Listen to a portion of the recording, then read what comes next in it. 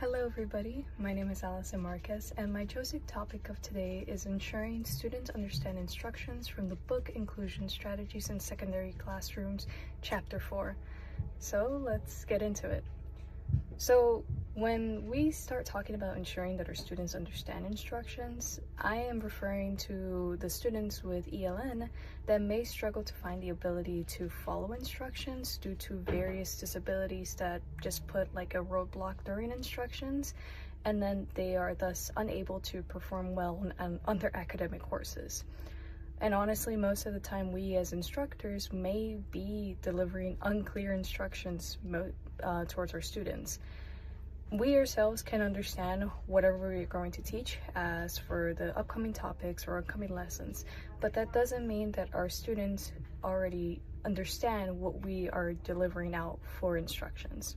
So throughout this presentation, I hope to present strategies that may be helpful to our students in order to help them understand and follow clear instructions from instructors by approaching new ways for ourselves so that we can improve our own instructions.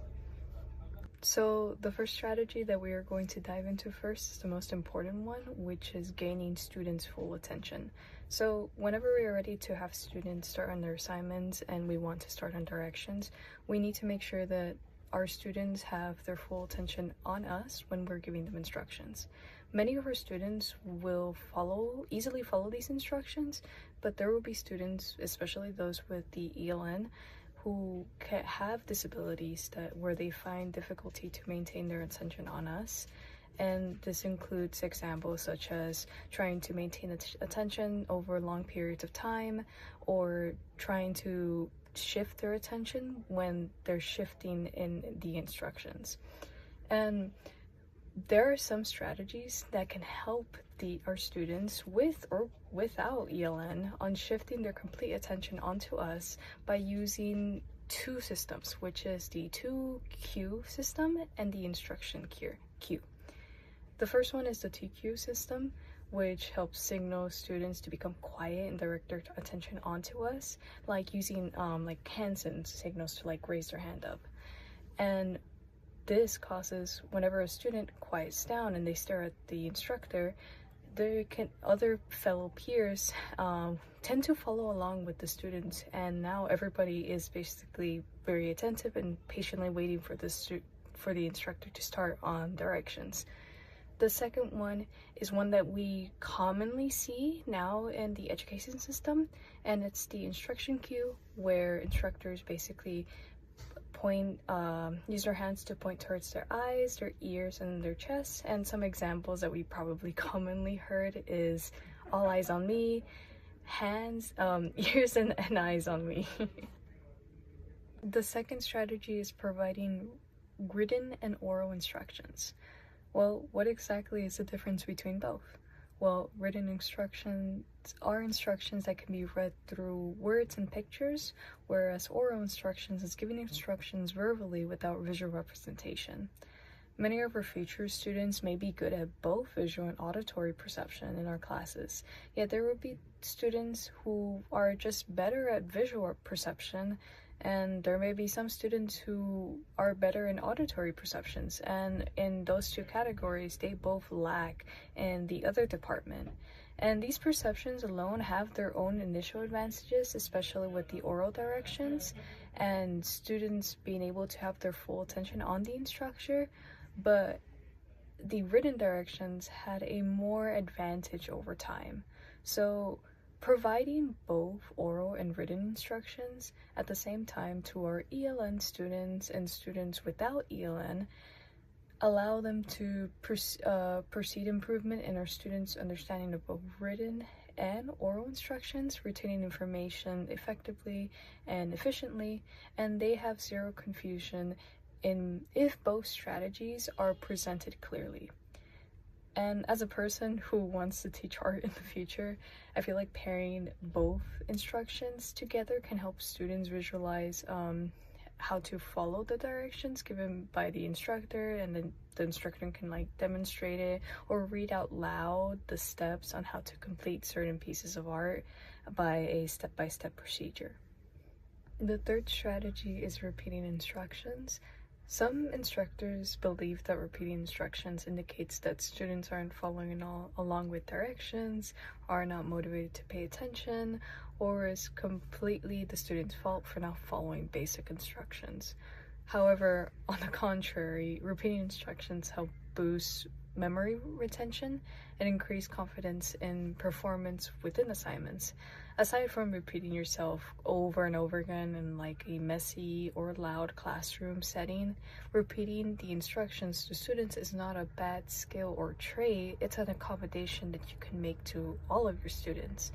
So instructors may repeat themselves more than 3 times to ensure that our students are able to decode the messages at different time, or for future lessons.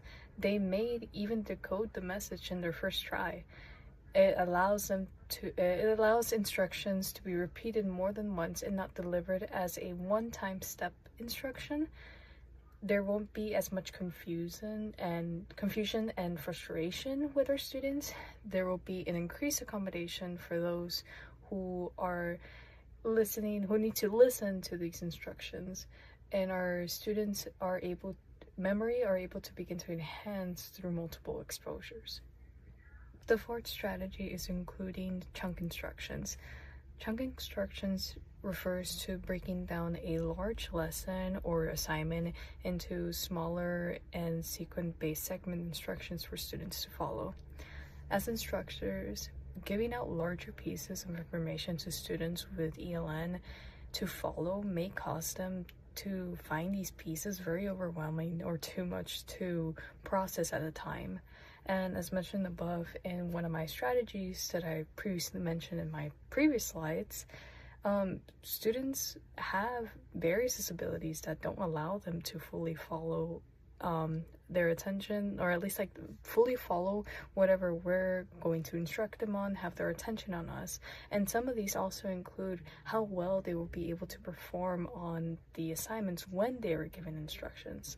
So by reducing activity into smaller tasks or information, students can start remembering short strings of information piece by piece at a time, and in their own time as well. It also makes it more manageable for students to follow and complete these the instructions and moving on to with their assignments. The last strategy is using solicit, tell backs, and show me's. Previously as students, I believe we were all asked at some point, do you understand what's going on? Are you having any issues with this? Do you know what to do with this certain part? What exactly, or do you need help on, etc.? And sometimes we may not know how to answer those questions because we ourselves were lost and confused. Well, even to this day, many of our students may not know what to do, especially when they're being asked, do you understand what to do? Even after being cleared given instructions, they may still feel lost after you ask them and are probably embarrassed to ask for help, especially if you are a type of teacher who is very adamant that students should be able to understand instructions when they're being given to them and there is no second chances. Well, that's not how it is for them, and you have to be more lenient with that. The tell me strategy allows students to tell other students and the instructor what they are supposed to do as a class by demonstrating it to them, or through auditory perception.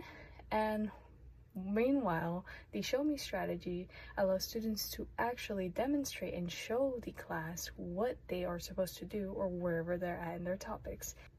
As instructors, we can also pick various other students who are learning and following instructions at their own pace to demonstrate to the class what they've retained so far. And as mentioned beforehand, this helps with visual perception and auditory perception. But that will be it for my presentation. It was my pleasure to talk about ensuring that students understand direction and present strategies that may help students or future teachers to include in their teachings. Now, I feel like as a student who wants to teach art in the future, I will definitely, I took some joy into this because I do think that art is very visual perception and auditory perception with our students, and I want to make sure that I, am teaching them well and I'm teaching them good and that they are following along with my instructions. And based on my reading so far, I want to sometimes do one-on-ones just in case, just to make sure that they themselves are learning wherever they're at with their artworks. But yeah, thank you so much for listening, and I hope you enjoyed my presentation. Bye bye.